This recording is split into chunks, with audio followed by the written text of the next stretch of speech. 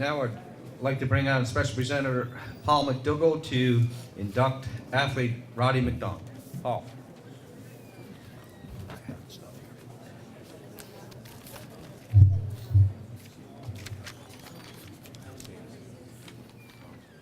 Thanks very much, Ambrose. I'd like to thank the committee for inviting me out to the annual Lowell Cormier Roast, disguised as a Hall of Fame event every year. I don't know how you guys do that and trick him. And this year, they even got him to invite me to come here and talk about somebody. So really, the joke's on you, buddy. But anyway, it's a long story to ever explain how I get to be involved in this. But anyway, I write about boxing, so that's my job tonight. Just before I talk about Roddy McDonald, I just want to make a couple of acknowledgments that I've just noticed through the night. A lot of the inductees in that go back to the, like 50s and 60s and whatever, and people are using great quotes out of the newspaper about people, and you can see really nice, lively, flourishing lines that sports writers at the time wrote about, and you really don't see that kind of language much anymore in any sports writing. Really, you got to really dig deep to find some really nice lines. But we had great coverage back then in the different papers. So I would just like to acknowledge those guys, Aubrey Kaiser, Ace Foley, and them that wrote like that. And I'm always telling people to read. Where's John White? Where's John? I'm always telling people to read John White's columns. He does incredible research. And John doesn't just write once a month about a New Waterford sports fan. He's covering all of Cape Breton, and he does some great stuff. And his piece today is down there on the wall. You should look at it. That was part of his speech there. It is really terrific. So John, just great work. Okay? And We've got two Canadian champions here tonight. One we're going to induct in the Hall of Fame, but another one, I'm not going to make him stand up, but he's going to wave his hand. 1965 Canadian lightweight champion of Canada, Tyrone Gardner.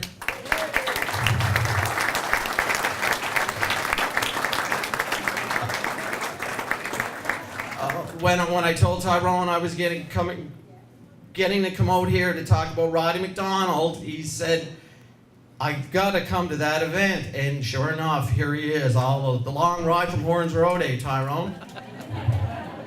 And Dan, Tyrone is another horseman. You should talk horses with him later, okay? So here we go. So in 1960, Basil Beau Arsenault from Myra stepped into the ring to match fists and wits with the Waterford number 16 colliery coal miner, Hughie McDonald. The two had recently started boxing, and this was their first fight. Arsenault won on points. He went on to win his next 6 fights, while McDonald began sparring and training with Archie Bear Hannigan. Anyone remember him? A well-known local pugilist with a ring record of 10 wins, 4 losses, and a draw. The only fighter to knock out New Waterford's Bear Hannigan was the legendary fighting fisherman of New Brunswick, Yvon Durrell. So, Hughie and Basil fought their second time in the legendary Venetian Gardens on the Sydney Esplanade. Hannigan's training paid off, and McDonald knocked out Arsenault and became, for a short while, the Eastern Canadian light heavyweight champion. They met again 2 months later, in a time when long stretches between fights didn't exist, and if they did, it meant you really weren't interested in fighting. Arsenault took the match on points and won all his remaining fights. Hughie McDonald fought Wayne Fields to a draw in his 4th and final fight for a few months. Later on, he put away his fighting gloves, but he didn't put away his training gloves.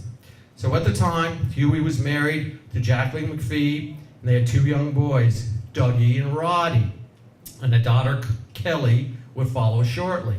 The family eventually moved to Ontario, but they never gave up their Cape Breton roots, visiting often. Jacqueline's brother, the famed piano player, Dougie McPhee. Dougie, wave your hand.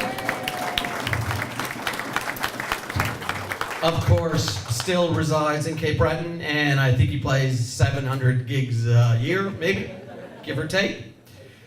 So when Hughie's boys were 10 and 11 respectively, they took up football in Ontario. The game was more suited for Dougie because he was bigger, So Roddy decided to give boxing a hook when he was 13. He joined the then West Hill Boxing Club, and he soon volunteered his dad, Huey, for trainer, since the club had recently lost their own trainer. At the age of 14, Roddy had his first fight. Over the next few years, he competed amateur. He won 5 Ontario championships, 3 Golden Gloves, and he was the Canadian champion 5 more times. He took part in the 1978 Commonwealth Games in Edmonton, and he rounded out his amateur ring record to 50 wins, 45 by knockout, and only 4 losses. During his amateur career, he won Outstanding Boxer Trophy on at least 7 occasions. At the time, young Roddy was still in high school, and he was on the football team with his brother. But his shoulder injury in the first game of the season sidelined him enough to keep him off the gridiron for a year. So, however, under the ever-watchful eye of his trainer and dad, Huey, the father-son pair decided it was time to turn pro in boxing. The injury somehow wasn't going to affect boxing. And Huey then turned to legendary Cape Breton fight promoter Gussie McClellan. Anybody ever hear of that guy? Gussie McClellan? Yeah, right. So Gussie got things rolling, and the pair came back to Cape Breton in September of 1978 for Roddy's first pro fight in Sydney against New Yorker Larry Allen, which he easily won. I was working as a student in the Beaton Institute that summer, where Dougie McPhee worked, and I remember him often speaking proudly of his nephew, the boxer. Roddy went on to win numerous fights in the light heavyweight class against the best the country had to offer. By age 20, he had battled his way up to a title bout against reigning champ Gary Summerhays, a puncher who Huey described later as having enough guts for 10 men. It was Roddy's first loss, the only one in his first 23 fights. A year later, the two fighters met again for the title bout at the Canadian National Exhibition Grounds in Toronto. This time, the 21-year-old was too much for the 34-year-old champ of the past 8 years. The referee had to stop the fight in the 5th after a devastating left hook sent Summerhays to the canvas. The young lad, originally from New Waterford, where we stand right now, became the youngest ever to win the light heavyweight title of Canada. Sports writer Peter Moreira afterwards said, "Roddy, like Summerhays, is a rare breed of athlete who possesses not only power, brains, and stamina, but an abundance of class." Roddy McDonald always showed this class and pride by wearing his trademark McDonald tartan robe and trunks. He got the idea from wearing the trademark tartan trunks because his younger sister Kelly, who competed in Highland dance and won many competitions, wore a tartan dress or kilt while she was dancing. So he did the same. And she was the younger one. So there you go, for a role model, right?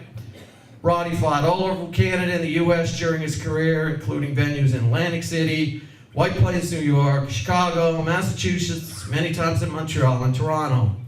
He took on numerous fighters in Halifax and returned to fight in Sydney and Glace Bay a number of times.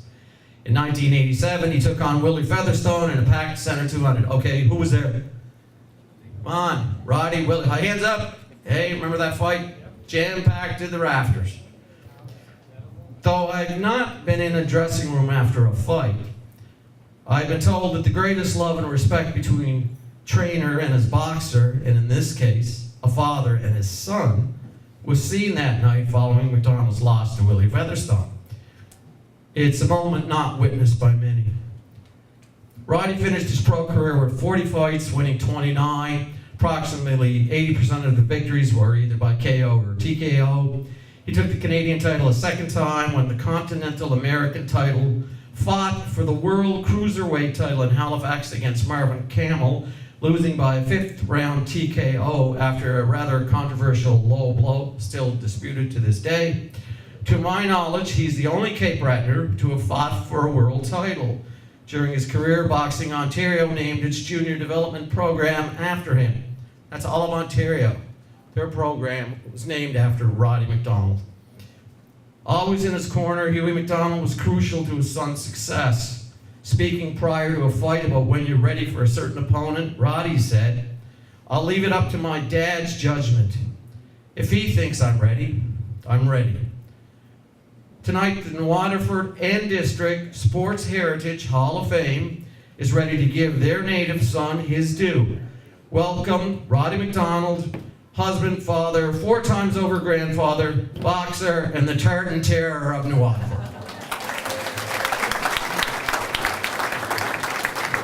Great job.